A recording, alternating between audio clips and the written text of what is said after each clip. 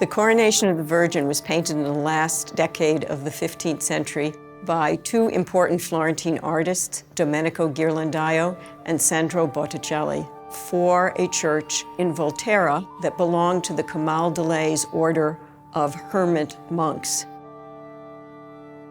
When it was painted, it was only viewed by the monks. The church was not open to the public at that time.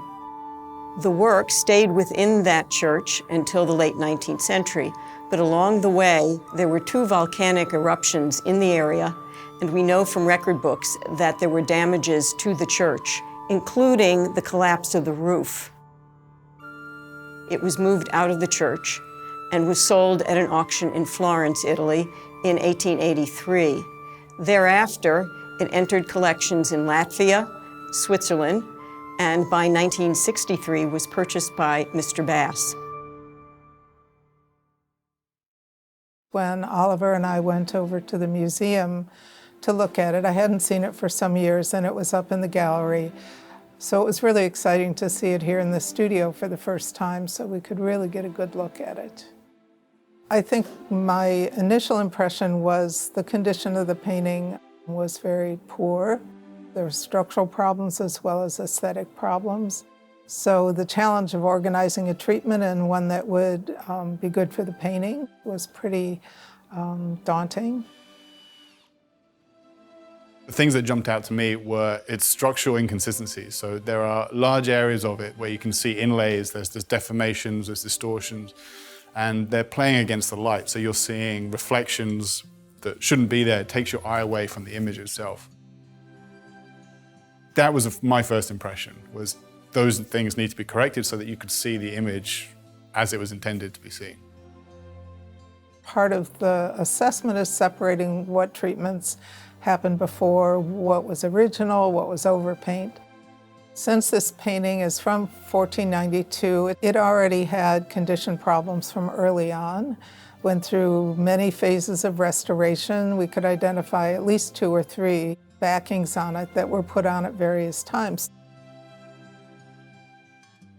This is just surface grime. This accumulated over the years. This is an aqueous solution with chelating agents. It's pH balanced. After the testing, we figured the right balance to use. We all pull upon our experience and our expertise to work out the best way to proceed. Some of my colleagues will specialize in the surface.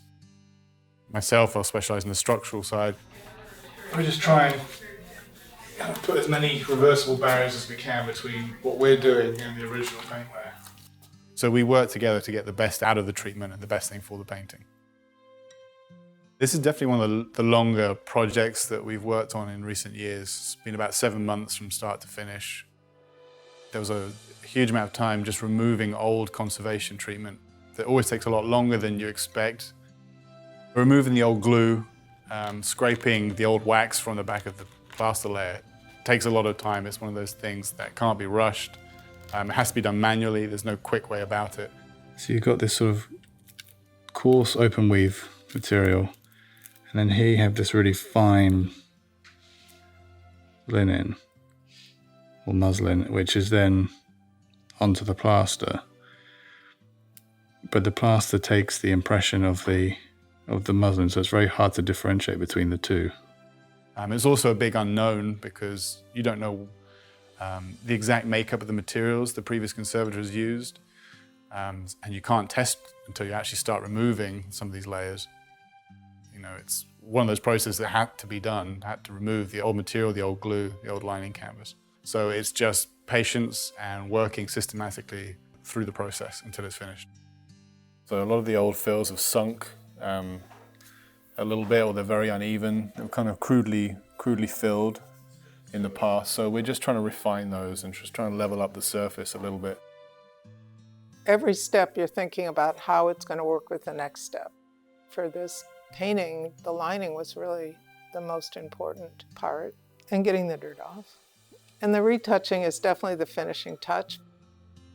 When we work on a really old painting like this, we see different campaigns of restoration over the years, and you really feel part of the history of caring for a piece. Until the middle of the 20th century, conservation was not really a science, and it was often given over to artists or people with secret formulas.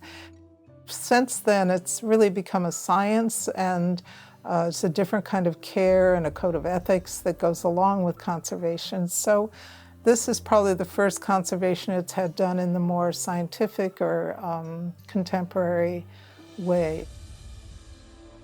You really get to know a painting, you work on every inch, so it's been a special pleasure. It's both a relief and a sadness when things leave the studio, because you do get attached to them. You know, they become your friends and you know a lot about them. Luckily, we work for a lot of museums, so that when we go to the museums, we see our old friends.